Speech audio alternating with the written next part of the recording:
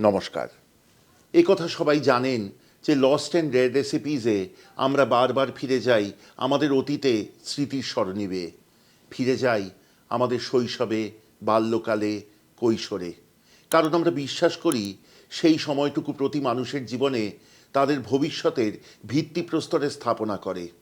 এবং এই সময়টিতে যে কল্পনার জগৎ, যে গল্প, কবিতা, যে আশ্চর্য বিস্ময়কর জীবন, তা যারা আমাদের জন্য সৃষ্টি করেছেন তাদের মধ্যে অগ্রগণ্যা আজীবন হয়ে থাকবেন লীলা মজুমদার। লীলা মজুমদার প্রত্যেক বাঙালির জীবনে শৈশবে, বাল্যে, কৈশোরে কতখানি তা নতুন করে বলার অপেক্ষা রাখে না। তবু বলার অপেক্ষা রাখে তার রান্না।